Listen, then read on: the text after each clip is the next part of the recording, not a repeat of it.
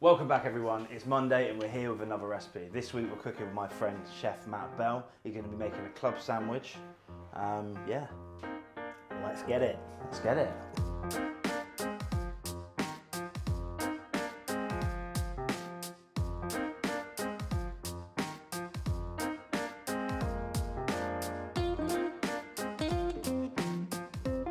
So club sandwich, egg, bacon, chicken. We've got cabbage instead of lettuce. Yeah. Why is that? There's nothing worse than soggy lettuce. Yeah. If you're going to have a hot sandwich, you've got hot bacon, hot chicken. Yes. You know, something similar to lettuce, it's not going to break down. So Yeah, I nice. use hispy cabbage, slice it nice and thin. That way you still got that crunch and the texture, you know, from the cabbage. And you're not leaving out your greens because we all need to eat our greens. Yeah, nice. So I'm just going to get this bacon on a tray and we've got an oven at 160. I'm just going to crisp that up. Yeah, Crisps. Just crisps that up. I'm just going to crisp. So we're just going to take the wishbone out of the chicken first before we start sealing it in the pan. That way, it's going to be a lot easier to carve, and you can get right into the crevice. So when you take the wishbone out, you're exposing the wishbone with the knife and then taking the two joints off at the bottom by the wings, and then you just sort of get your fingers in there and twist and pull her out. Should just come out nice and easy. You have to try and go quite high up the bone to where it joins onto the top of the carcass. Right. We can start prepping the hispy cabbage and the tomatoes. Yeah, nice. So these tomatoes, we've just taken them, sliced them very simply, and then do you want any seasoning on there? Yeah, nice and thin. Yeah. Not too thin, because it's the same thing with the baby gem. We don't want the tomato to break down with the residual heat from the chicken. Yeah, nice. Because no one wants a soggy tomato. Nice. And so you just get a little bit thicker for that, and it's got some structure to it. Right, I'll show you the how I want the cabbage. Yeah. So Matt, for those who don't know, Matt did used to be my senior. Well, still is in some ways, age mainly. So we've gone in half Yeah. and then into quarters of the cabbage. I just find this is the easiest way to julienne it. Yeah, nice. Julienne. And then if you just want to slice that nice and thin, Yeah, sweet. I've never done cabbage instead of lettuce. well, Shred this. you're in for a treat. Is it a nice one? Yeah, it holds its texture a little bit better. Yeah, nice. And then I will start colouring off. You want a medium to high heat for your chicken. You don't want it to go in too hot because it will char. So first of all, we're going to season the skin. Yeah. Just with a nice bit of salt. You don't want to use pepper at this stage because pepper will burn when it's in the pan. Right, so chicken's going in the pan. So club sandwich is normally like 3 bits of bread, right? Yeah, we get rid of the bread and we add more ingredients. Yeah. Yeah, Yeah. it's all about the filling in any sandwich, I think. Yeah, man. Yeah, for sure. So otherwise it'd just be toast. So, for the people who don't know you, cooking. When did you first start cooking?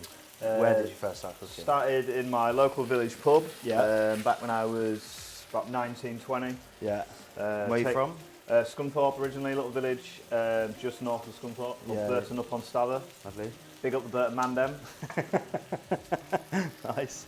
Yeah, and I was taking a year out from doing art and design at college, getting my portfolio together. I went for a job in my local pub on the bar, and they started interviewing me for the chef job.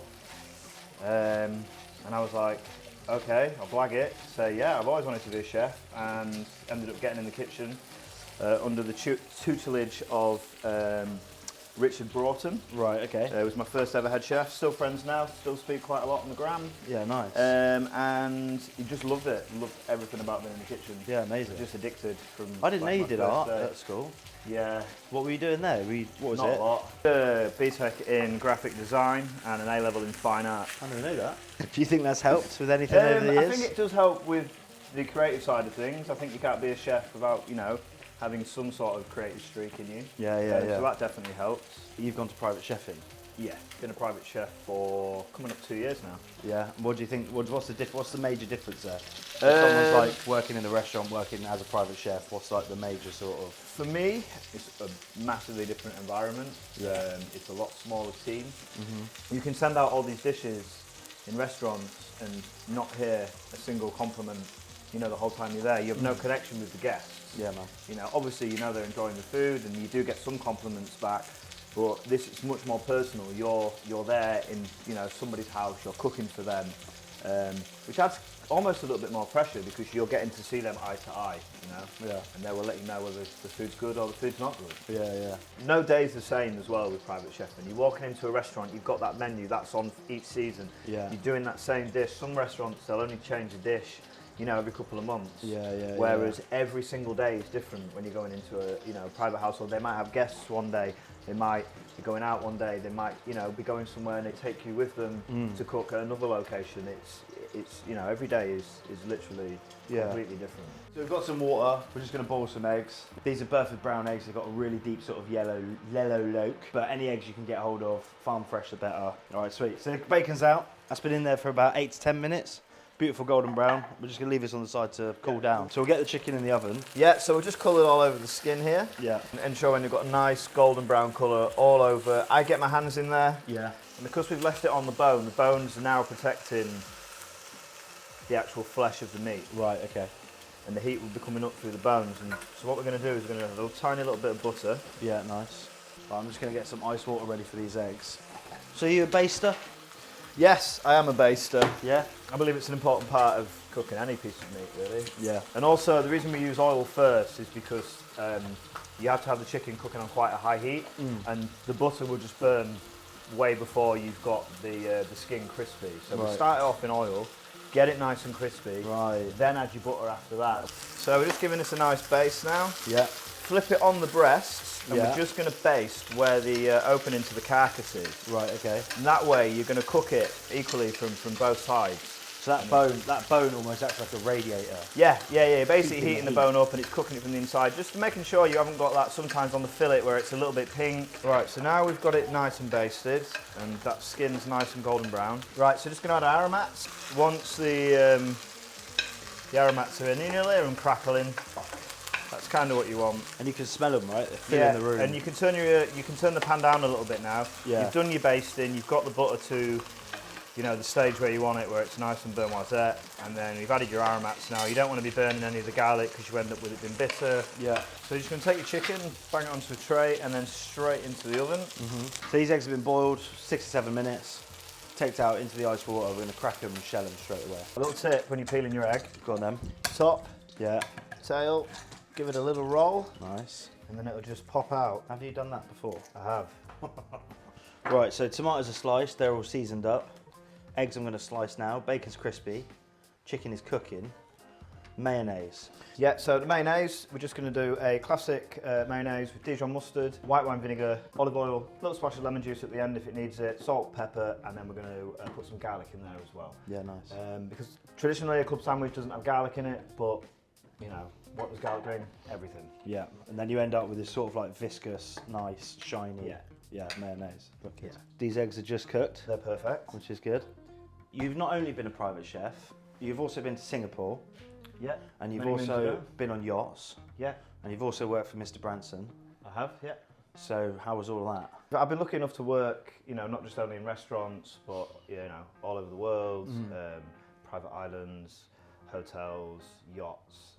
I even did a short stint at Aldi during the lockdowns. Yeah, nice. And then, on to private chefing, which I started doing when I got back from the yachts.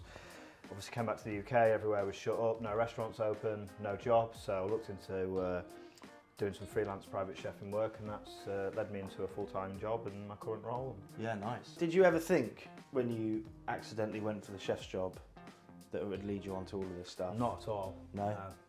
Yeah, so we just drained off while the chicken is resting now. You don't want the pan too hot. Yeah. You also don't want it too cold. Yeah. Because the bread will just go soggy. When it's just right. You do. So you're living near sunny London.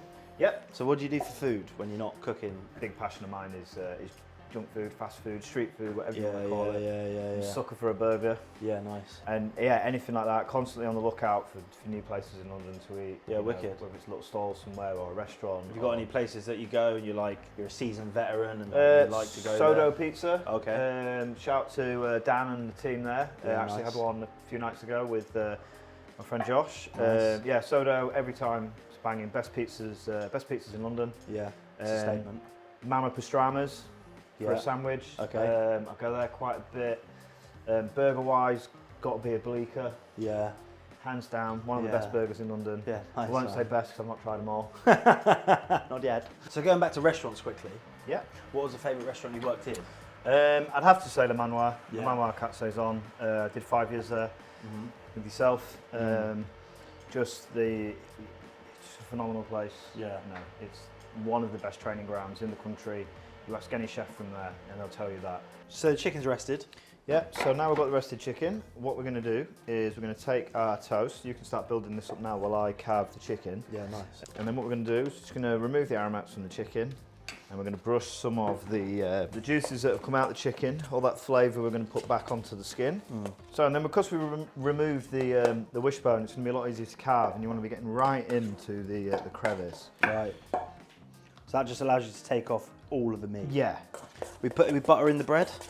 Or Yeah. I'll tell you what, the cabbage idea is mental.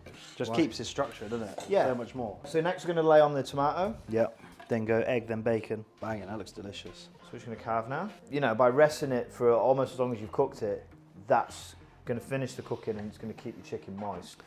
And that chicken is just dripping with juice, isn't it? Yeah. Yeah, it's lovely, man. Thank you, mate. Whole breast. Hot breast. Banging. Looks delicious. Thank you. Why, thank you. I'm just going to finish it with a little bit of salt, Yeah. a little bit of pepper, lid on. With any sandwich or burger, you've got to give it the old squash down, Yeah. and we're just straight in half. Nice, so that's the club sandwich. I've got the chicken fat toasted bread, we've got the lemon and garlic mayonnaise with black pepper in there. Stunning. The chicken, beautifully cooked, nice and juicy, crispy bacon, tomato, shredded cabbage. Stunning. Nice, mate. Cheers, boy. Cheers. Pleasure to have you. Pleasure to be here. Delicious. We've established you can make a sandwich. Is there anything you want to say It's been a before? long time coming. Is there anything you want to say before we depart? Yeah, if at first you don't succeed, skydiving's not for you. I'll thank you all.